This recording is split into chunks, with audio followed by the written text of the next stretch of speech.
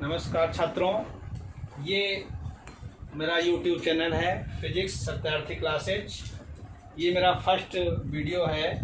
मैं आपको क्लास 11 की टोटल CBS यूपी बोर्ड की फिजिक्स का सिलेबस ख़त्म कराऊंगा। 1 बाय 1 करके मेरे चैनल आपके पास आते रहेंगे, मेरा ऑडियो आपके पास आता रहेगा, वीडियो आता रहेगा। आप उसको समझिए और समझकर सुनकर अपने नोट्स बना लीजिएगा। नोट्स मेंटेन कर लेंगे, हैंडमेड नोट्स, तो आपको एग्ज़ाम में काफ़ी सुविधा रहेगी। जब आप पढ़ेंगे की सहायता से, अपने YouTube चैनल के सहायता से आप लोगों को कंप्लीट हिंदी मीडियम की फिजिक्स पूरी कराऊंगा, कंप्लीट न्यूमेरिकल्स कराऊंगा हर चैप्टर के, और टोटल थ्योरी आपको कराई जाएगी। मैं चाहता हूं कि ऑडियो सुनकर आप थ्योरी अपने नोट्स बना लेंगे, और जो मैं न्यूमेरिकल्स आपको वीडियो के माध्यम समझाऊंगा वो न्यूमेरिकल्स आप फेयर कॉपी में लगा लेंगे।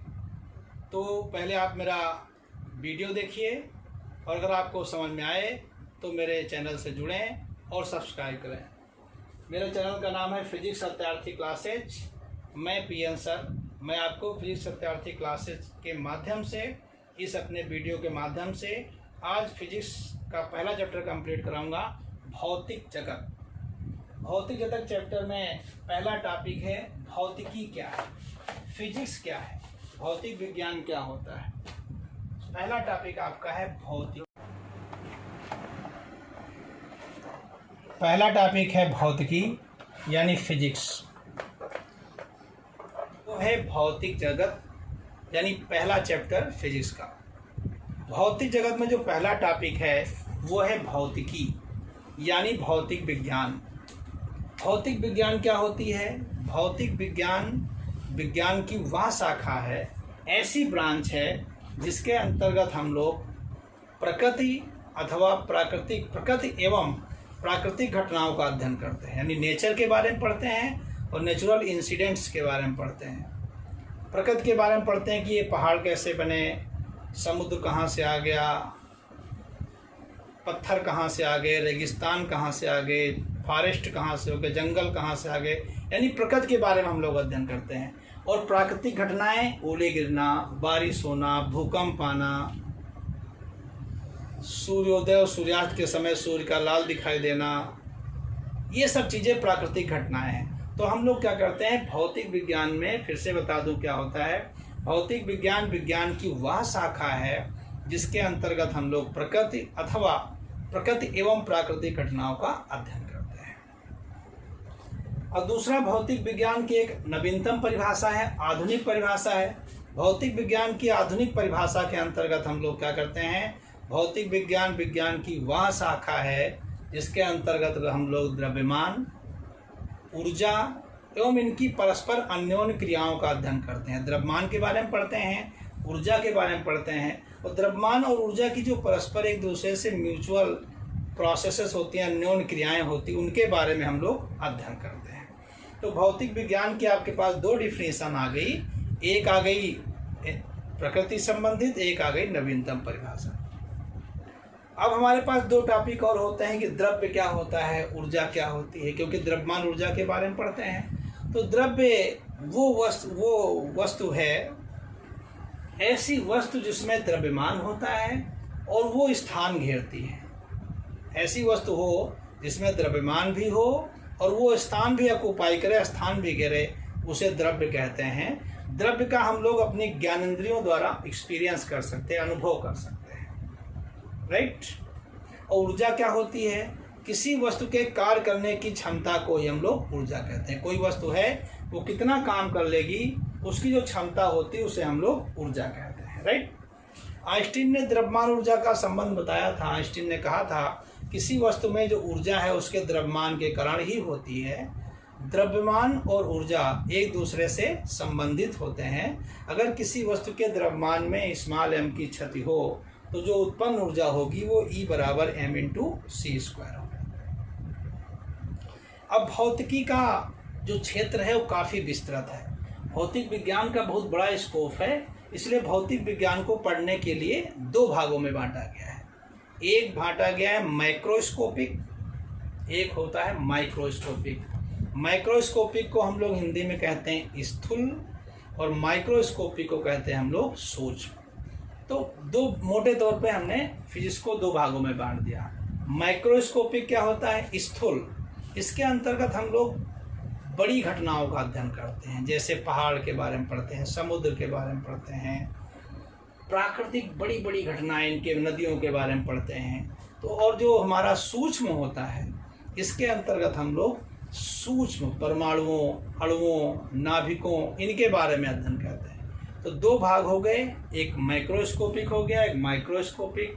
माइक्रोस्कोपिक में बड़ी चीज़ों का अध्ययन किया जाता है, माइक्रोस्कोपिक में छोटी चीज़ों का अध्ययन किया जाता है। नाभिकीय घटनाओं का अध्ययन करते हैं, अणुओं के बारे में पढ़ते हैं, परमाणुओं के बारे में पढ़ते हैं।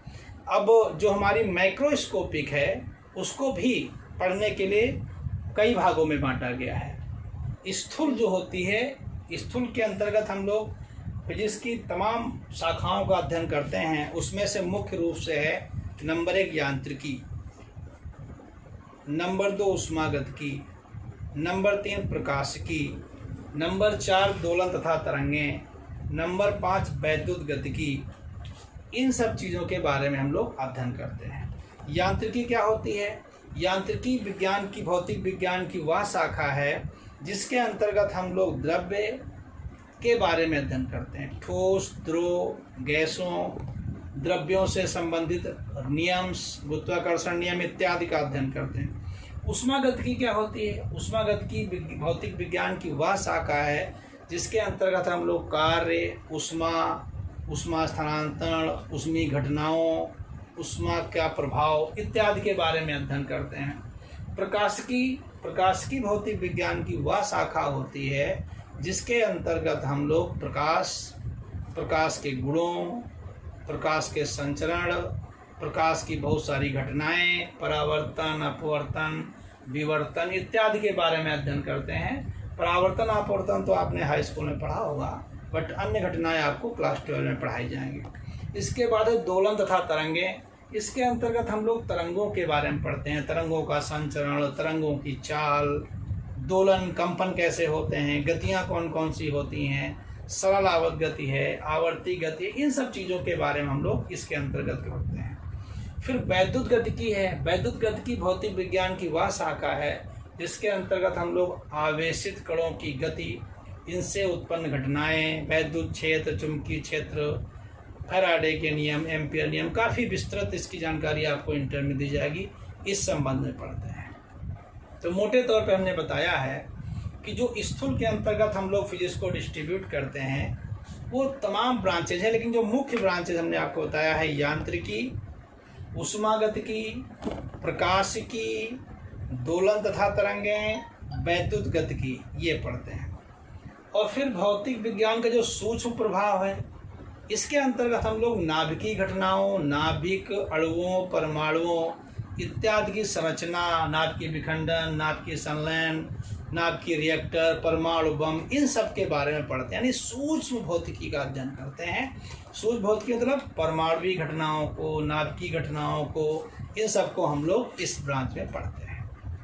इसका डिटेल आपको इंटर के टॉपिक्स में मिलेगा। अब वास्तव में जो हमारी भौतिक विज्ञान है वो विज्ञान की सभी शाखाओं का आधार है। वास्तव में जो भौतिक विज्ञान है वो अत्यंत रोमांचकारी विषय है। इस विज्ञान का आधार, इस भौतिक विज्ञान का आधार के पर ही विज्ञान का आधार निर्धारित है। भौतिक विज्ञान इतना रोमांचकारी है कि जहाँ हम लोग भौतिक विज्ञान में एक और सूक्ष्म घटनाओं का अध्ययन, नाभिक, परमाणु घटनाओं, अणुओं इत्यादि के बारे में अध्ययन करते हैं, वहीं हम लोग गैलेक्सी, पहाड़ों, चट्टानों, रेगिस्तानों, महासागरों इत्यादि के बारे में अध्ययन करते हैं। तो दोनों का मिश्रण है, इसलिए बहुत रोमांचकारी है। वास्तव में भौतिक विज्ञान के अंतर्गत हम लोग अजीवित घटनाओं को पढ़ते हैं जो कि जीवित लोगों के लिए उपयोगी है। भौतिकी में हम लोग क्या करते हैं, नॉन लिविंग चीज़ों के बारे में पढ़ते हैं, अजीवित लोग चीज़ों के बारे में पढ़ते हैं, निर्जीव चीज़ों के बारे में पढ़ते हैं जो कि सजीवों के लिए उपयोगी है। अच्छा, भौतिकी का प्रौद्योगिकी, भौतिक विज्ञान का टेक्नोलॉजी से बहुत संबंध है। लोग कहते हैं भाई आज की जो टेक्नोलॉजी हुई, आज का जो विस्तार हुआ, खोज हुई, उसका भौतिक विज्ञान में क्या संबंध है। तो भौतिकी एवं प्रौद्योगिकी, भौतिक विज्ञान की वजह से ही आज प्रौद्योगिकी है। जो हमारे देश में डेवलपमेंट, जो टेक्नोलॉजी में विस्तार आया है, उसका मूल आधार भौतिक विज्ञान है। और ऐसी कुछ घटनाएं मैं आपको डिस्कस करूंगा जिनको जान के आपको लगेगा कि हाँ ऐसा है। जब लोग लीवर सिस्टम के बारे में अध्ययन किया गया, लीवर निकाय के बारे में अध्ययन किया गया, तो मशीनों की डिजाइन की गई। जब तरल बहाव का अध्ययन किया, जो इंटर में आप पढ़ेंगे, तो वायुयान का आविष्कार हुआ। उष्मा का कार्य में रूपांतरण का जब अध्ययन किया गया, तो इंजन की खोज हुई। एक्सरेज का जब अध्ययन किया गया, तो एक्स किरणों को जब खोज की गई, तो एक्स किरणों पर आधारित एक्सरेज किए गए। उसके बाद जब लेजर किरणों का खोज किया गया, लेजर किरणों की सहायता से कैंसर इत्यादि के आँखों के ट्रीटमेंट में फायदा मिला। यानी और नाभिकीय विखंडन और नाभिकीय संलयन का जब अध्ययन हुआ, तो नाभिकीय विखंडन और नाभिकीय संलयन की सहायता से नाभिकीय रिएक्टर बनाए गए। उन नाभिकीय रिएक्टर से उत्पन्न ऊर्जा का उपयोग हम लोग बहुत सारे उपयोगी कार्यों में करते हैं, जैसे बिजली बनाने में आदि में करते हैं। नाभिकीय विखंडन का उपयोग करते हैं, नाभिकीय संलयन का उपयोग करते हैं। तो इन सब घटनाओं का जो उपयोग किया, वो हमारे देश की जो तरक्की है टेक्नोलॉजी में बहुत बड़ा योगदान हुआ। अब कोई कहे कि भौतिकी और समाज, भौतिक विज्ञान का समाज से क्या रिलेशन है? आज के हमारे समाज को जीवन यापन करने के लिए, अपनी सामाजिक गतिविधियों को चलाने के लिए, अपने आप को मेंटेन रखने के लिए भौतिक विज्ञान का सहयोग लेना पड़ता है। जैसे भौतिक विज्ञान में एक्सरे की खोज हुई, तो एक्सरे की सहायता से मनुष्य के अंदर छिपे हुए लोहे के टुकड़ों, टूटी हुई हड्डियों, टेढ़ी मेढ़ी हड्डियों का पता लगाने के लिए एक्सरे किया गया। जब बीपी इंस्ट्रूमेंट की खोज हुई, ब्लड प्रेशर मशीन की खोज हुई, तो दिल की धड़कन नापी गई। जब मशीनों की खोज हो गई, इंजन की खोज हुई, तो बड़े बड़े यंत्र बनाए गए, बड़े बड़े मशीनें, ट्रक, ट्रेन्स इत्यादि सब बनाई गई, जिनसे आजकल सही हो गया। वायुयान की खोज हुई, तो एक स्थान से दूसरे स्थान को जाना आसान हो गया, दुर्लभ क्षेत्रों में पहुंचना आसान हो गया। जलयान की खोज हुई, तो जल में चलना आसान हो गया। तो बहुत सारे आविष्कार हैं जिनका हमारे दैनिक जीवन में बहुत उपयोग है। सूक्ष्मदर्शी की खोज हुई, दूरदर्शी की खोज हुई, जिनकी सहायता से नज़दीक और दूर स्थित वस्तुओं को स्पष्ट रूप से देखा गया। तो ये हम कहें तो अतिशयोक्ति नहीं होगी कि हमारी भौतिकी का हमारे समाज के लिए बहुत ही उपयोगी है, राइट। इस मेरे वीडियो में, चूँकि मेरे पास बोर्ड छोटा है, ये मेरा पहला वीडियो है, मेरा सेटलमेंट बन रहा है, इसलिए तब तक के लिए आपको पहले चैप्टर में कोई ना तो प्रूवमेंट था, ना तो कोई न्यूमेरिकल है, ओनली परिचय है, केवल परिचय कराना है पहले चैप्टर का। इसलिए मैं आपको मौखिक बता दे रहा हूँ ऑडियो से।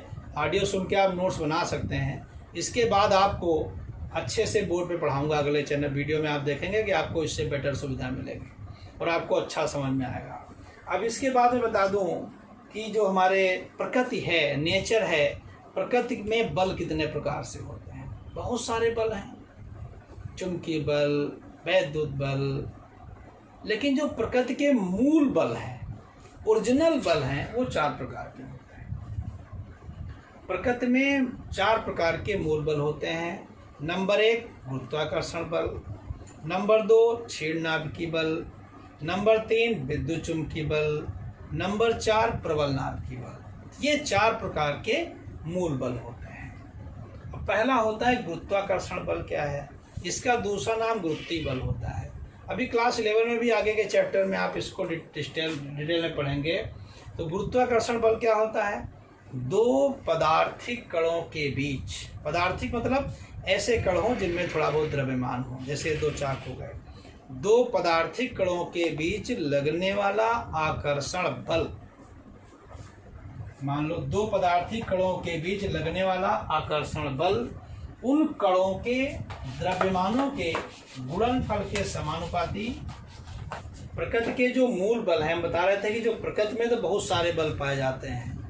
तुमने पढ़ा होगा बलों के बारे में, उस गुरुत्वाकर्षण बल, विद्युत बल, चुंबकीय बल, बहुत सारे बल हैं। लेकिन प्रकृति में जो मूल बल हैं, फंडामेंटल फोर्स हैं, वो 4 प्रकार के होते हैं। प्रकृति के मूल बल केवल 4 प्रकार के होते हैं। जो प्रकृति का पहला मूल बल है गुरुत्वाकर्षण बल अथवा गुरुत्वीय बल। ये क्या होता है? दो पदार्थिक कणों के बीच, पदार्थिक कण क्या होता है? जिनमें द्रव्यमान हो। दो पदार्थिक कणों के बीच लगने वाला आकर्षण बल उन कणों के द्रव्यमानों के गुणनफल के समानुपाती तथा उनके बीच की दूरी के वर्ग के व्युत्क्रमानुपाती होता है।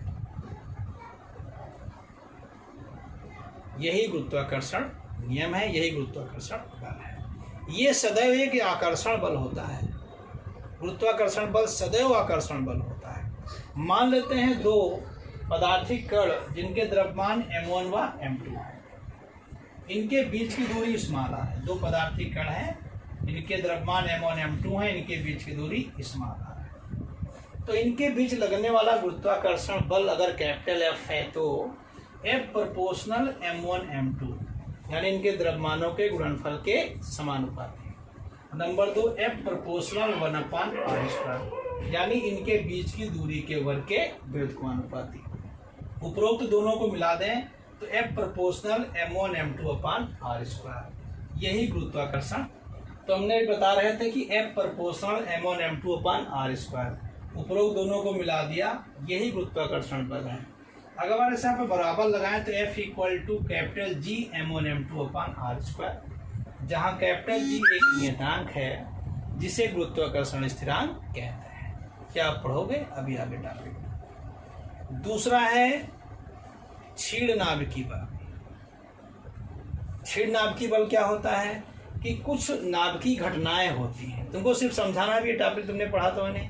कुछ नाभिकीय घटनाएं होती हैं, जैसे नाभिक से बीटा कण निकलता है, तो नाभिक से बीटा कण क्षय के दौरान मूल कणों के बीच जो बल लगता है उसे क्षीण नाभिकीय बल कहते हैं। जैसे हमारा परमाणु है, उसके नाभिक से बीटा कण निकला, उस समय जो मूल कणों के बीच बल लगता है उसे क्या कहते हैं? क्षीण नाभिकीय बल। और नंबर 3 है विद्युत चुंबकीय बल। तो स्थिर बिंदु आवेशों के बीच लगने वाला आकर्षण व प्रतिकर्षण बल उन आवेशों के परिमाणों के गुणनफल के समानुपाती तथा उनके बीच की दूरी के वर्ग के व्युत्क्रमानुपाती होता है। यही विद्युत चुंबकीय बल है, इसे कूलाम का नियम भी कहते हैं। और चौथा होता है प्रबल नाभिकीय बल। परमाणु के भीतर अत्यंत सूक्ष्म स्थान में प्रोटॉन और न्यूट्रॉन रहते हैं। इतने सूक्ष्म स्थान में प्रोटॉन और न्यूट्रॉन रहते हैं, इनको बांधे रखने वाला बल ही नाभिकीय बल कहता है। यही प्रबल नाभिकीय बल है। ये अब तक ज्ञात बलों में से सबसे प्रबल बल होता है। ये चारों आपके मूल बल हो गए। नंबर 1 गुरुत्वाकर्षण बल, नंबर 2 क्षीण नाभिकीय बल, नंबर 3 विद्युत चुंबकीय बल, नंबर 4 प्रबल नाभिकीय बल। और अगर हम इनको देखें तो जो मेरा गुरुत्वाकर्षण बल है प्रकृति में पाया जाने वाला सबसे दुर्बल बल है, और प्रबल चुंबकीय बल जो है सबसे प्रबल बल है। सबसे दुर्बल हो गया गुरुत्वाकर्षण बल, सबसे ताकतवर हो गया प्रबल नाभिकीय बल। तो गुरुत्वाकर्षण बल के बाद आता है क्षीण नाभिकीय बल, क्षीण नाभिकीय बल के बाद आता है विद्युत चुंबकीय बल, और उसके बाद आता है आपका प्रबल नाभिकीय बल। क्लियर? अब ये जो चारों बल हो गए, इनके में अगर रेशियो निकालना हो तो सबसे कमजोर बल ये गुरुत्वाकर्षण बल है और सबसे ताकतवर प्रबल चुंबकीय बल है, प्रबल नाभिकीय बल है। इनमें जो रेशियो होता है, गुरुत्वाकर्षण बल रेशियो, क्षीण नाभिकीय बल रेशियो, विद्युत चुंबकीय बल रेशियो, प्रबल नाभिकीय बल, तो इनका रेशियो होता है 1:10⁻26, रेशियो 10⁻36, रेशियो 10⁻38। अब अगर इनमें किन्हीं दो बलों की तुलना करनी हो तो उन दोनों को भाग कर दो। जैसे विद्युत चुंबकीय बल और प्रबल नाभिकीय बल में रेशियो करना हो तो विद्युत चुंबकीय बल बटे प्रबल नाभिकीय बल बराबर 1/100 आ जाएगा। इसका मतलब है कि प्रबल नाभिकीय बल विद्युत चुंबकीय बल का 100 गुना होता है। गुरुत्वाकर्षण बल और क्षीण नाभिकीय बल की तुलना करना हो तो क्षीण नाभिकीय बल गुरुत्वाकर्षण बल का 10⁻26 गुना होता है। गुरुत्वाकर्षण विद्युत चुंबकीय बल क्षीण नाभिकीय बल का 10 गुना होता है। इस तरीके से हम लोग इनका रेशियो निकाल देते हैं। अगर इनकी प्रबलता के बढ़ते क्रम में लिखना हो तो 1:10⁻26 रेशियो 10⁻36 रेशियो 10⁻38। इनको घटते क्रम में लिखना हो तो 10⁻38 रेशियो 10⁻36, उल्टा करके 10⁻26 रेशियो। अब इसके बाद आखिरी टॉपिक है कि भौतिक नियमों की प्रकृति। भौतिक नियम है कुछ पहले से तुम पढ़ चुके हो, लेकिन बता देता हूँ। ऊर्जा संरक्षण। अब ये भौतिक नियम है, इनकी प्रकृति क्या होती, कैसे होते हैं, डिपेंड करते हैं। तो अभी तो आपने फिजिक्स में थोड़ी सी चीज़ें पढ़ी हैं, आगे चल के बहुत सारे नियम पढ़ोगे, तो जो पढ़ा है उन्हीं के संबंधित तुम्हारे सिलेबस में है पहले चैप्टर में। नंबर 1 है ऊर्जा संरक्षण। तो ऊर्जा संरक्षण क्या होता है, ऊर्जा क्या होती है? ऊर्जा को ना तो नष्ट किया जा सकता है और ना ही उत्पन्न किया जा सकता है, केवल एक रूप से दूसरे रूप में बदला जा सकता है। इसका मतलब है हमारी ऊर्जा संरक्षित रहती है। यही ऊर्जा संरक्षण का नियम है। ऊर्जा संरक्षण का नियम क्या होता है? ऊर्जा को ना तो उत्पन्न कर सकते हैं और ना ही नष्ट कर सकते हैं, बल्कि एक रूप से दूसरे रूप में बदला जा सकता है। यही ऊर्जा संरक्षण का नियम है। दूसरा हमारा है संवेग संरक्षण का नियम। अब संवेग 2 प्रकार के होते हैं, एक रेखीय संवेग और एक कोणीय संवेग। तो रेखीय संवेग संरक्षण का नियम है, यदि किसी वस्तु पर कोई बाह्य बल ना लगाया जाए अथवा यदि किसी निकाय पर कोई बाह्य बल ना लगाया जाए तो निकाय का रेखीय संवेग नियत रहता है। अगर हम कोई बाहर से बल ना लगाएं तो संवेग क्या रहेगा? नियत रहेगा। संवेग किसके बराबर होता है? द्रव्यमान गुणे वेग के बराबर होता है।